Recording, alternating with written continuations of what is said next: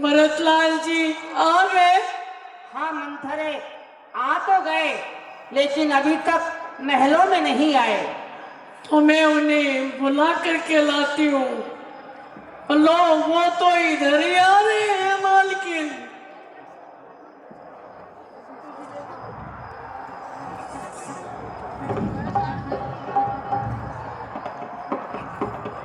माताजी प्रणाम। माताजी, आज क्या बात है? चारों तरफ अंधेरा नजर आता है। सब कुशल तो है? पिताजी कहाँ हैं? उन्हें न पाकर मेरा मन घबरा रहा है। बेटा, धैर्य से काम लो, सब कुछ मालूम हो जाएगा। आओ बैठो, तुम थोड़ा सुस्ता लो, मैं तुम्हें पंखा करती हूँ। माताजी, आज आपकी हर बात मुझे उलझी उलझी सी लग रही है, जिसका अर्थ साफ साफ मालूम नहीं होता है। आपकी हर बात मुझे धोखे से भरी नजर आती है। माताजी, मुझे शीघ्र बताओ, पिताजी कहाँ है? अगर आपने बताने में देरी की तो याद रखना, भरत को जीवित नहीं पाओगी। अच्छा तो सुनो, तुम्हारे पिताजी का स्वर्गवास हो गया।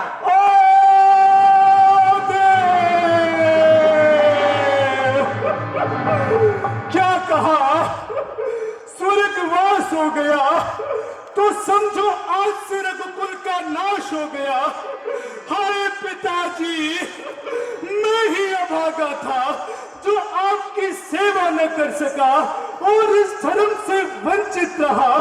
भाई राम तथा लक्ष्मण को ही यह सौभाग्य प्राप्त हुआ, परंतु माताजी मुझे यह तो बताओ, किस रोग के कारण पिताजी का स्वर्गवास हो गया? रोग तो केवल राम और लक्ष्मण की जुदाई था बेटा। है? क्या कहा? क्या भाई राम तथा लक्ष्मण भी पिताजी की अंतिम इच्छा पूरी न कर सके? हाँ बेटा, उनकी पहले ही वन गमन की तैयारियां हो चुकी थी।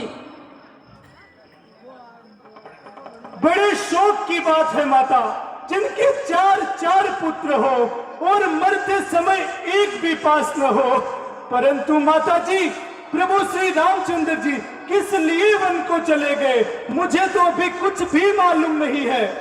बेटा, महाराज रामचंद्र को अयोध्या का राज दे रहे थे।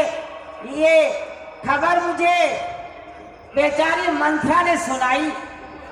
महाराज ने किसी समय मुझे 2 वर दिए थे, जिन दोनों वरों को मैंने इस तरह से मांग लिया। पहले वर में मेरे लाडले मेरे भरत बेटे को राज्य, और दूसरे वर में राम को 14 वर्ष का वनवास। अब मौका है अपनी हमदर्दी का इनाम मांगो। क्यों राजकुमार जी, अब पूरी अयोध्या पर राज कीजिए और इस अवसर पर मुझे भी कुछ इनाम दीजिए। अरे मुझे लगाओ, ले मैं देता हूँ तुझे इनाम। तूने ही तो ये फितूर फैलाया है, तूने ही क्या रघुकुल का छुपाया है। मेरे जी में ही आता है इसी को काटू जड़ से कि सारा पाप कट जाए सर डर से। बस खबरदार भैया, जो एक दासी पर हाथ उठाया तो यदि तुम एक स्त्री पर हाथ उठाओगे तो रघुकुल की मर्यादा को मिट्टी में मिलाओगे। जयरायन, हमारी आंखों से दूर हट जा, नाहक हमारी क्रोध की ज्वाला में जलकर अपने प्राण रखो।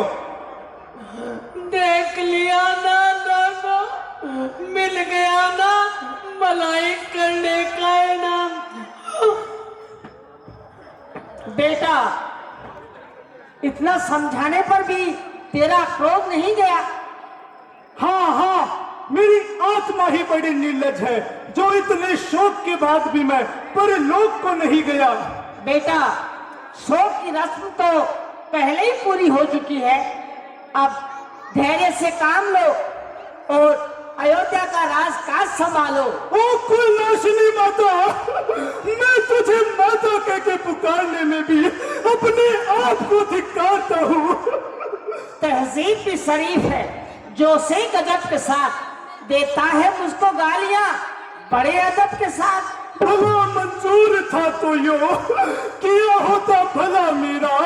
अरे लिया था जन्म जब मैंने, दबा देते गला मेरा। बेटा तू मेरे दूध की तो लाज रख। अरे मुझे वही तो शर्म आ रही है, ना मैं तेरा दूध पीता, ना इस दिन के लिए जीता। जो मुझको ये खबर होती तो मैं दुनिया से चल देता। कभी ना पीता तेरा दूध, पीता तो उगल देता।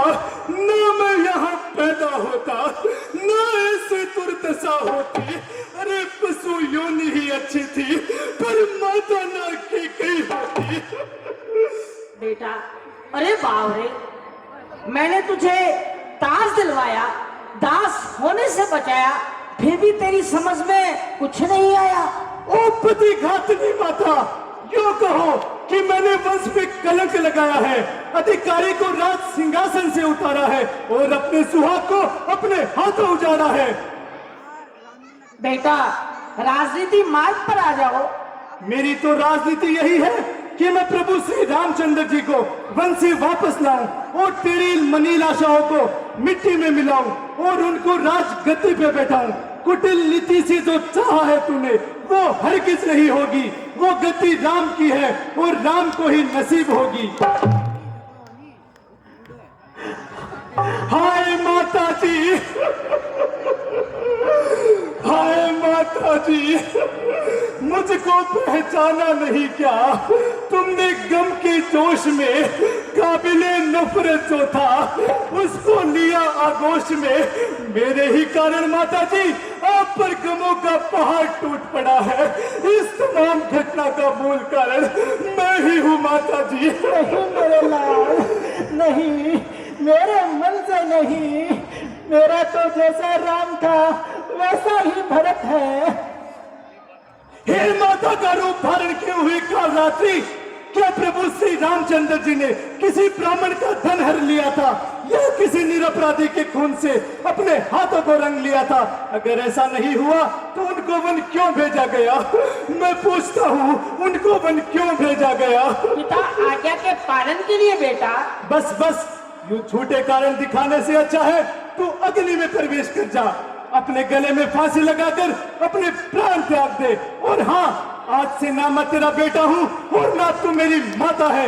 इस झूठे रिश्ते को यही तोड़ दे। बस बेटा, जो कुछ हुआ सो हुआ। माता जी, मैं सौगंध खाकर कहता हूँ, इसमें मेरा कोई कसूर नहीं है। ये सब इस दुष्ट माता का जाल है। समझेगा जगत, भरत ने यह नाटक रचाया था। उसने ही राज्य प्राप्ति के लिए खेती को भड़काया था। पाया हो स्वप्न में भी माता यह कपता चार मुझे। तो जितने दंड है पृथ्वी पर सब सहन मुझे, स्वीकार मुझे। बेटा, बेटा, तुम सौगंध खा खा कर क्यों आते हुए जा रहे हो? तुम्हारा किया नहीं हरगिज किसी का गिला मुझको, जो मेरी फूटी किस्मत में था ही मिला मुझको।